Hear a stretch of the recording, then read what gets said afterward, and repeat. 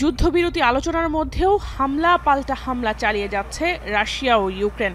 রাশিয়ার বিমানবন্দরে কিয়েভের নজিরবিহীন হামলার পর এবার ইউক্রেনের খার্কিভ অঞ্চলে ড্রোন ও ক্ষেপণাস্ত্র দিয়ে হামলা করল রুশ সেনারা।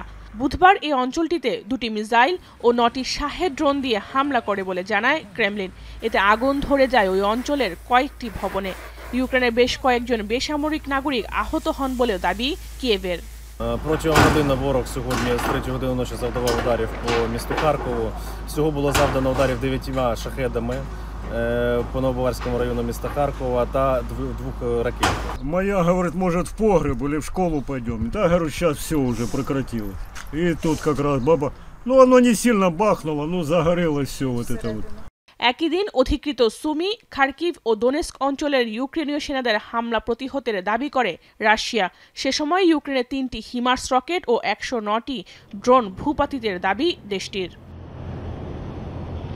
দুদেশের যুদ্ধ পরিস্থিতিতে মার্কিন প্রেসিডেন্ট ডোনাল্ড ট্রাম্পের সঙ্গে ফোনে কথা বলেছেন রুশ প্রেসিডেন্ট ভ্লাদিমির পুতিন। সে সময় রাশিয়ার বিমান ঘাঁটিতে ইউক্রেনের ড্রোন হামলা নিয়ে আলোচনা করেন পরাশক্তিধর এই দুই নেতা। এছাড়াও তুরস্কের ইস্তাম্বুলে রাশিয়া ও ইউক্রেনের প্রতিনিধিদের মধ্যকার বৈঠকের অগ্রগতি নিয়ে ট্রাম্পকে বিস্তারিত জানান পুতিন। আলাপচারিতা হয় যুক্তরাষ্ট্র ইরান পরমাণু কর্মসূচি ইস্যুতেও। সামাজিক যোগাযোগ মাধ্যম ট্রুথ সোশ্যালে দেয়া পোস্টে তাদের দীর্ঘ 1 ঘন্টা 15 মিনিটের আলোচনার বিষয়টি তুলে ধরেন Trump. Tootie Twist chewing gum. একই দিন ওয়াশিংটনে মার্কিন পররাষ্ট্রমন্ত্রী মার্কো রুবিওর সঙ্গে বৈঠক করেন ইউক্রেনীয় প্রেসিডেন্ট ভলোদিমির জেলেনস্কির chief of staff Andriy Yermak. সে সময় রাশিয়ার হামলা থেকে বাঁচতে ইউক্রেনের আকাশ প্রতিরক্ষা ব্যবস্থা বাড়ানোর জন্য যুক্তরাষ্ট্রের প্রতি আহ্বান জানান তিনি। Protect our city, and in a difference, as I said in my speech, in a difference of the Russians, we are work for against the especially military objects. Unfortunately, Russia continue attack our civilians. যুক্তরাষ্ট্র ইউক্রেনের জন্য সহায়তা বাড়াবে কিনা সে বিষয়ে স্পষ্ট কিছু জানায়নি ওয়াশিংটন। তবে পশ্চিমাদের সামরিক জোট ন্যাটোর পক্ষ থেকে ইউক্রেনের জন্য মিলেছে ইতিবাচক সাড়া।